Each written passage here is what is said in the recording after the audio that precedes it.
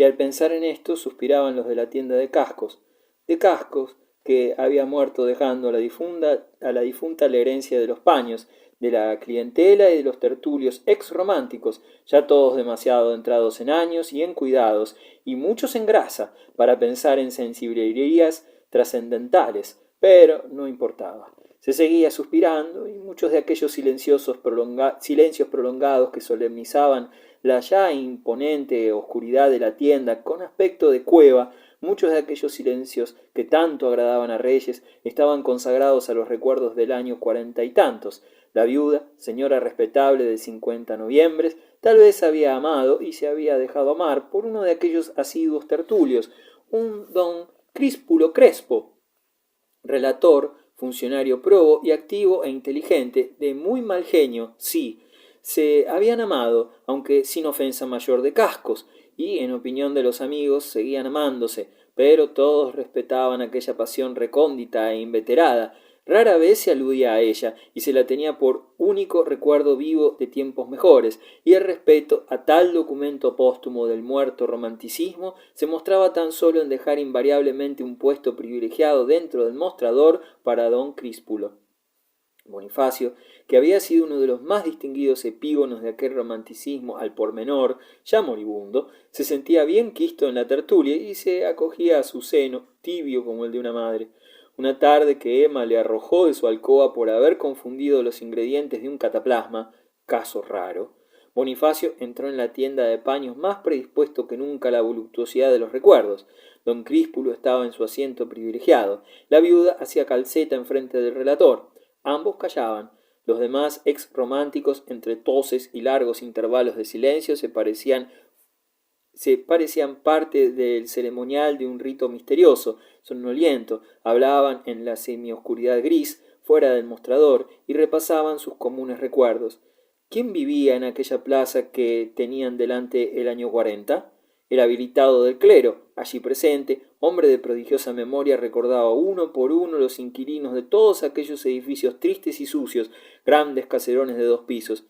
La de Gumia había muerto en La Habana, donde era el año 46 magistrado el marido de la mayor. En el piso segundo de la casa grande de Gumia habitaba el secretario del gobierno civil, que se llamaba Escandón. Era gallego, muy buen poeta, y se había suicidado en Zamora años después, porque siendo tesorero se le había hecho responsable de un desfalco debido al contador. En el número 5 vivían los del Castrillo, 5 hermanos y 5 hermanas que tenían tertulia y comedias caseras. La casa de Castrillo era uno de los focos del romanticismo del pueblo. Allí se escribía el periódico anónimo y clandestino que después se metía por debajo de las puertas. Perico Castrillo había sido un talentazo, solo que entre las mujeres y la bebida le perdieron, y murió loco en el hospital de Valladolid. Antonio Castrillo había sido el mejor jugador de tresillo de la provincia, después se había ido a jugar a Madrid, y allí se agenció de modo siempre, jugando al tresillo, que se hizo un nombre en la política y fue subsecretario en tiempo de Istúriz. Pero este y los demás Castrillos habían muerto tísicos. En cuanto a ellas, se habían dispersado, mal casadas 3, monja una y perdida la otra por un seductor del provincial de Logroño, el capitán Suero. Al llegar a la casa número 9, el habilitado del clero suspiró con gran aparato. ¡Ay! ¿Todos ustedes recuerdan quién vivía el año 40? La Tiplona, dijeron unos. La Merlati, exclamaron otros. La Tiplona, la Merlati, había sido el microcosmos del romanticismo músico del pueblo. Era una tiple italiana que aquellos provincianos hubieran echado a reñir con la Grisi, con la Malibran, sin necesidad de haber oído a éstas. No concedían a aquellos señores formales que en este mundo se hubiera oído cosa mejor que la Merlati. Y qué carnes, y qué trato. Era más alta que cualquiera de los presentes, blanca como la nieve, suave como la manteca, y de una musculatura tan exuberante que bien contorneada montaba a la inglesa, tiraba la pistola y había bofeteado en medio del paseo a la Toplina, su rival la Volpucci, que también tenía sus aficionados. Esta era delgada, flexible como un mimbre y lucía más que la Tiplona en la Fioriture, pero como voz y como carnes y buena presencia no había comparación. La Tiplona había vencido y había vuelto a la ciudad en varias temporadas, y por último se había casado con un coronel retirado, dueño de aquella casa de la plaza del teatro, el coronel Cerecedo, y allí había vivido años y años dando conciertos caseros y admirada y querida del pueblo filarmónico, agradecido y enamorado de los encantos cada vez más ostentosos de la ex Tiple. Y, ¿quién lo dijera? También había muerto Tísica, después de un mal parto. La Tiplona, el que más y el que menos de aquellos señores la había amado en secreto o paladinamente, y el mismo Bonifacio, muy joven entonces, tenía que confesarse que su afición a la ópera seria había crecido escuchando a aquella real moza que enseñaba aquella blanquísima pechuga, un pie pequeño, primorosamente calzado y unos dientes de perlas. El habilitado del clero siguió pasando revista a los inquilinos del año 40. De aquella enumeración melancólica de muertos y ausentes salía un tufillo de ruina y de cementerio. Oyéndole parecía que se mascaba el polvo de un derribo y que se revolvían los huesos de la fosa común, todo a un tiempo. Suicidios, tisis, quiebras, fugas, enterramientos en vida, pasaban como por una rueda de tormento por aquellos dientes podridos y separados que tocaban a muerto con una indiferencia sacristanesca que daba espanto. El vejete terminó su historia al pormenor, con los ojos encendidos de orgullo. ¡Qué memoria la suya!, pensaba él. ¡Qué mundo este!, pensaban los demás. A Bonifacio aquella narración le había hecho recordar el espectáculo tristísimo de las ruinas de la casa donde él había nacido. Sí, él había visto desprenderse las paredes pintadas de amarillo y otras cubiertas de papel de ramos verdes. Él había visto cómo en un plano vertical la chimenea despedazada, al amor de cuya lumbre su madre le había dormido con maravillosos cuentos, allá arriba, en un tercer piso, sin piso, quedaba de todo aquel calor de hogar el hueco de una hornilla en una medianera agrietada, sucia y polvorienta. Al aire libre, siempre expuesta a las miradas indiferentes del público, estaba la alcoba en que había muerto su padre. Sí, él había visto en lo alto los restos miserables, la pared manchada por las expectoraciones del enfermo, las señales del hierro de la cama humilde en la grasa de aquella pared. ¿Qué quedaba de toda aquella vivienda, de aquella familia pobre pero feliz por el cariño? Quedaba él, un aficionado a la flauta, en poder de su Emma, una furia, sí, una furia, no había para qué negárselo a sí mismo. La casa había desaparecido, aquellas ruinas de su hogar habían estado siendo el escándalo de la gacetilla urbana, pero ¿cuándo se derriba la inmunda fachada de la esquina asquerosa de la calle del Mercado? Esto había gritado la prensa local meses y meses, y al fin el municipio había aplicado la piqueta de doña Urbana, como decía el periódico, y a los últimos restos de tantos recuerdos sagrados. Y él mismo, pensaba Bonifacio, que era más que un esquinazo, una ruina asquerosa que estaba molestando a toda una familia linajuda con su insistencia en vivir y ser, por una aberración lamentable, el marido de su mujer. Todas aquellas ideas tristes y humillantes la había despertado en su espíritu el diablo del habilitado con aquella ojeada retrospectiva al año 40.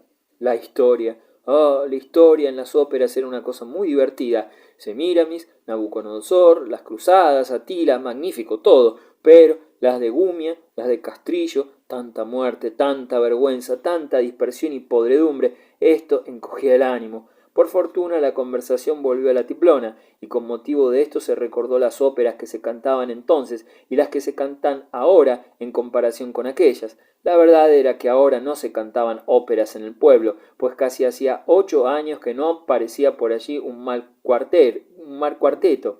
Entonces el habilitado, que tanto había entristecido al concurso, se dignó dar una noticia de actualidad, contra su costumbre. Su costumbre era despreciar altamente todos los sucesos próximos, pasados o futuros, que no exigían para ser referidos o inducidos gran retentiva, como él llamaba la memoria. Con aire displacente dijo el buen hombre: pues ópera la van a ustedes a tener ahora, y buena, porque me ha dicho el alcalde que han pedido el teatro desde León el famoso Mochi y Gorgheri. ¿La Gorgheri?, gritaron a una los presentes, y hasta el relator hizo un movimiento de sorpresa en su silla, metido en la sombra, y la viuda de Cascos le miró y suspiró discretamente. 8 días después estaban en el pueblo el tenor Mochi, famoso en todos los teatros de provincia del reino, y su protegida y discípula, la Gorgheri. Cantaron La extranjera, la primera noche, y aunque el diario más filarmónico de la capital no se atrevió a emitir juicio por una sola audición, el público menos circunspecto, verdad es también que con menos responsabilidad ante la historia del arte, se entusiasmó desde luego y juró en masa que desde la Tiplona acá no se había oído prodigio por el estilo. La Gorgheri era un ruiseñor y además qué guapa, qué amable, qué atenta con el público, qué agradecida de los aplausos. Sí que era guapa, era una inglesa traducida por su amigo Mochi al italiano, dulce y de movimientos suaves, de ojos claros y serenos, blanca y fuerte. Tenía una frente de puras líneas que lucía modestamente, con un peinado original en que el cabello de castaño claro y en onda servía de marco sencillo aquella blancura pálida en que hasta de día, como pensaba Bonifacio, parecía haber reflejos de la luna. Bonifacio vio 2 actos de La extranjera la noche del estreno, y con un supremo esfuerzo de la voluntad se arrancó de las garras de la tentación y volvió al lado de su esposa, de su Emma, que, amarillenta y desencajada y toda la cabeza en greñas, daba gritos en su alcoba porque su esposo la abandonaba, acudiendo tarde, muy tarde, media hora después de la señalada, a darle unas friegas sin las cuales pensaba ella que se moría en pocos minutos.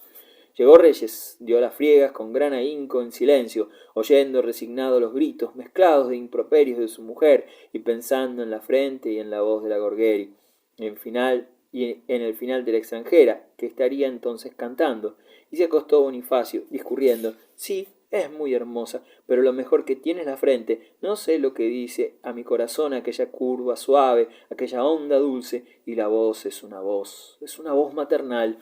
Canta con la coquetería que podría emplear una madre para dormir a su hijo en sus brazos. Parece que nos arrulla a todos, que nos adormece. Es, aunque parezca un disparate, una voz honrada, una voz de ama de casa que canta muy bien. Aquella pastosidad, como dice el relator, debe de ser lo que a mí me parece timbre de bondad. Así debieran cantar las mujeres hacendosas mientras cosen la ropa o cuidan a un convaleciente. ¿Qué sé yo?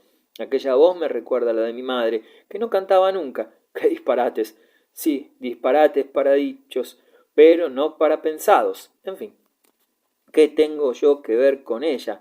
Nada. Probablemente Emma no me dejara volver al teatro, y se durmió pensando en la frente y en la voz de la Gorgheri. Al día siguiente, a las 12 de la mañana, había ensayo, y allí estaba Bonifacio, más muerto que vivo, barruntando la escena que le preparaba de fijo su mujer a la vuelta. Se había escapado de casa, y tenía que confesarse que el placer de estar allí era mayor, por lo mismo que era un acto de rebeldía su presencia en el sitio. Los ensayos siempre habían sido el encanto de Reyes. No se explicaba él bien por qué los prefería a las funciones más solemnes y magníficas.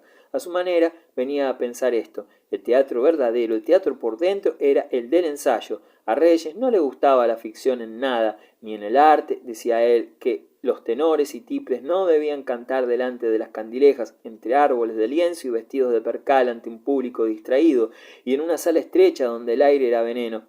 Los tenores y tiples debían andar, como los ruiseñores o las sirenas, esparcidos por los bosques, repuestos y escondidos, o por las islas misteriosas, y soltar al aire sus trinos y gorjeos en la clara noche de luna, al compás de las melancólicas olas que batían en la playa, y de las ramas de la selva que mecía la brisa. Bueno, pero ya que esto no podía ser, Bonifacio prefería oír a los cantantes en el ensayo, porque allí veía al artista tal como era, no como tenía que fingir que era, por un instinto de buen gusto, de que él no podía darse cuenta. Lo que aborrecía en las representaciones públicas era la mala escuela de declamación, la falsedad de actitudes, trajes, gestos, etcétera, etcétera, de los cómicos que iban por aquel pobre teatro de provincia. En el ensayo no veía un Nabucodonosor que parecía el rey de bastos, ni una Atila semejante a un cabrero, sino un caballero particular que cantaba bien y estaba preocupado de veras con sus cosas: verbigracia, la mala paga, el mal tiempo que le tomaba la voz, o el correo que le traía malas noticias. Bonifacio amaba el arte, por el artista, admiraba a aquella gente que recorría el mundo sin estar jamás seguros del pan de mañana, preocupados con los propios y los ajenos gorgoritos.